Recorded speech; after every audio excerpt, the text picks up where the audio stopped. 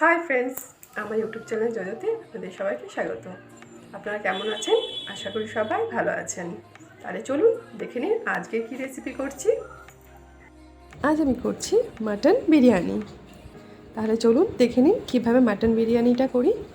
আর আগেই বলে নিই, আমার রেসিপি যদি আপনাদের ভালো লাগে তাহলে আমার চ্যানেলটা অবশ্যই সাবস্ক্রাইব করবেন। প্রথমে এখানে মাটন নিয়ে নিচ্ছি 750 গ্রাম, ভালো মতো ধুয়ে নিয়েছি। এবার এটা ম্যারিনেট করব। টক দই দিয়ে দিচ্ছি 3 চামচ, পেঁয়াজ বাটা দিচ্ছি 2 চামচ, আদা বাটা 1 চামচ, রসুন বাটা 1 চামচ, নুন পরিমাণ মতো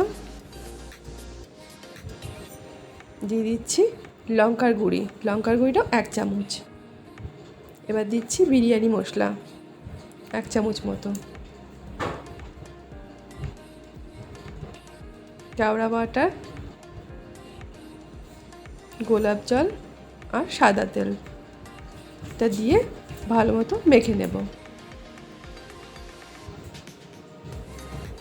এরপর আমি যা যা দেবো এগুলো আপনারা ইচ্ছা হলে দিতেও পারেন, নাও দিতে পারেন। দিয়ে দিচ্ছি জিরে গুঁড়ো 1/2 চামচ, ধনে গুঁড়ো 1/2 চামচ, হলুদ আর কাশ্মীরি লঙ্কার গুঁড়ি, এগুলো আপনাদের ইচ্ছা হলে দেবেন।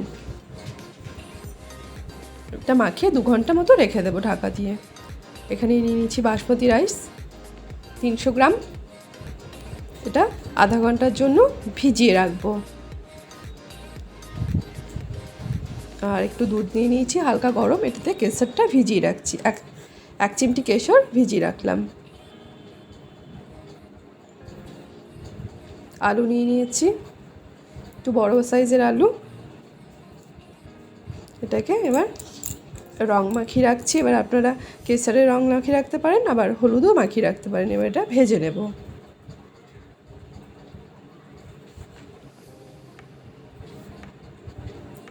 এটা ভাজা হয়ে গেছে। এবার সেদ্ধ করে রেখেছি ডিম, আমি ডিমটা ভেজে নেব, আপনারা ইচ্ছা হলে নাও ভাজতে পারেন। আর এটা আলুটা নুন আর হলুদ দিয়ে ভাজা হলো, আর ডিমটাও একটু নুন মাখিয়ে রেখেছি।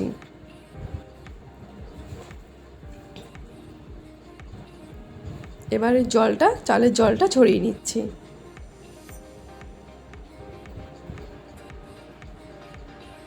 চালের জলটা ছড়ানো হয়ে গেছে। এবারে একটা হাঁড়িতে জল গরম বসিয়েছি, দিয়ে দিলাম পরিমাণ মতো নুন, যাতে ভাতটা যখন হবে ভাতে যাতে নোনতা নোনতা হয়। এতে দিয়ে দিচ্ছি একটা তেজপাতা আর গোটা গরম মশলা।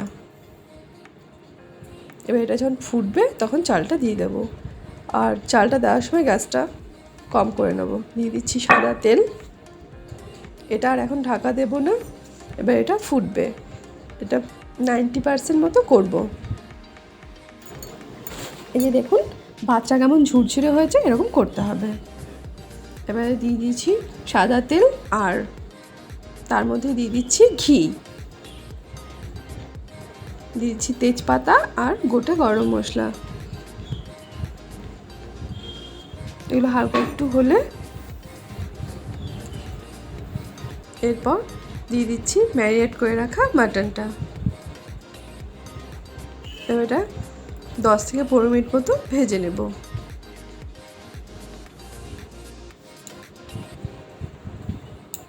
এরকমভাবে হতে দেবো হাই ফ্লেমে করে।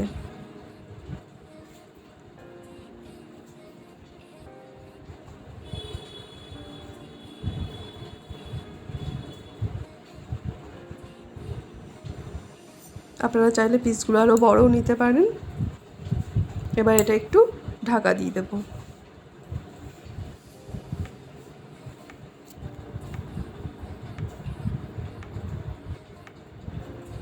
15 মিনিট মতো এরকমভাবে করলাম।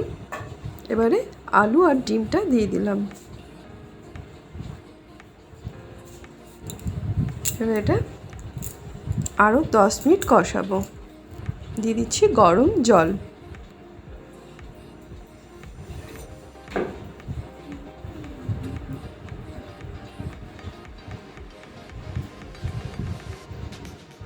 আবার ঢাকা দিয়ে দিলাম।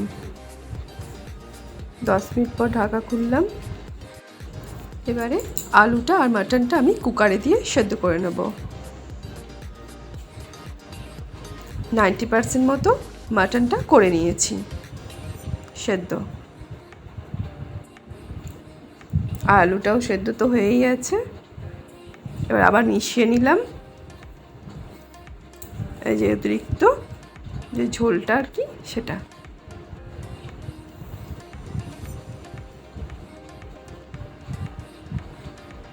হালকা পুরো মিশিয়ে নেওয়ার পর এবার একটা হাঁড়িতে শুকনো করে নেব। আগে হাঁড়ির মধ্যে তেল দিয়ে তেলটা মাখিয়ে নেব হাঁড়ির গায়ে।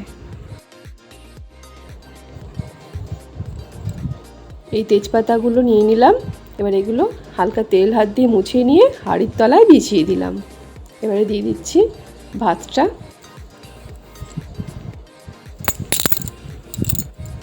দিয়ে দিচ্ছি মাটনের পিস,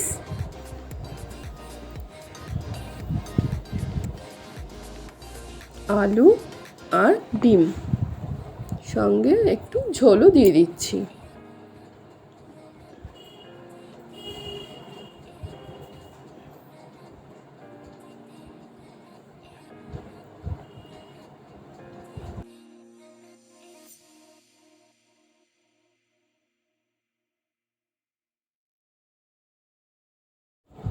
এবার দিয়ে দিচ্ছি আবার এর উপরে ভাত।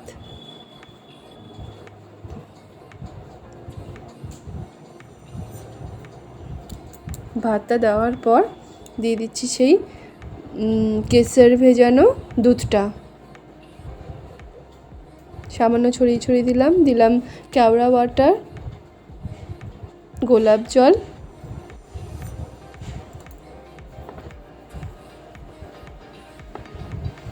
এবার দিচ্ছি বিরিয়ানি মশলা,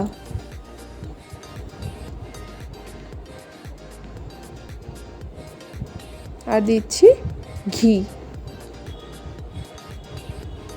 এবারে আবারও আমি দিয়ে দিচ্ছি মাটনের পিস, ডিম, আলু আর গ্রেভিটা।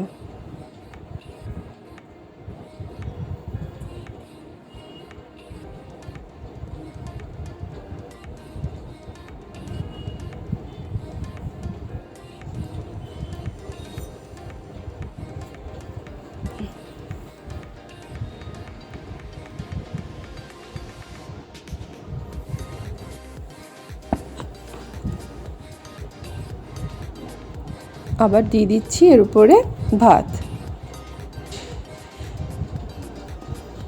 ভাতটা দেওয়ার পর আবার একই পদ্ধতিতে সব ওই জিনিসগুলো দিয়ে দিচ্ছি।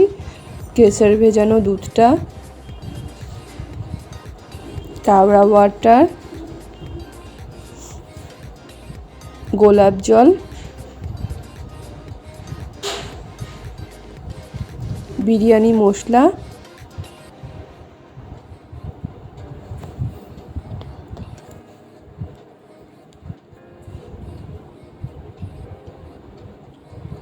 দিয়ে দিচ্ছি এবারে ঘি, আর সবশেষে দেব 2 ফোঁটা মিঠা আতর। গ্রেভিটাও দিয়ে দিলাম আবার।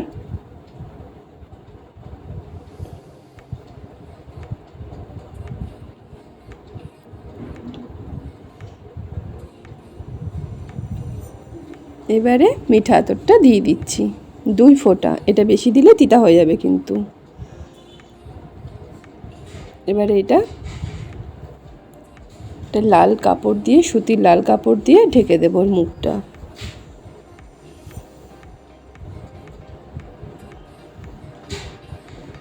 ঢেকে দিয়ে ভালো টাইট করে আটকে দেব, বেঁধে দেব। আর এই ঢাকনাটা দিয়ে এর উপরে এবার নোড়াটা দিয়ে দেব। আর ওদিকে হাই ফ্লেমে করে তাওয়াটা গরম করে রেখেছি। এবার গ্যাসটা একদম লো করে দিলাম আর হাঁড়িটা বসিয়ে দিলাম। এরকমভাবে 20 মিনিট রাখবো, 20 থেকে 25 মিনিট। তারপরে গ্যাসটা অফ করে আরও 10 মিনিট রেখে দেব এই অবস্থাতে।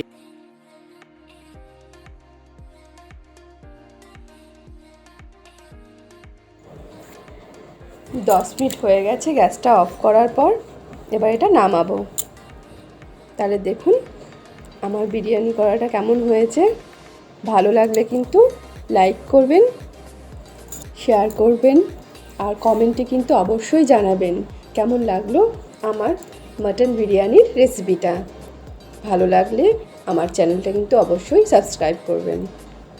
তাহলে আজকের মতো বাই।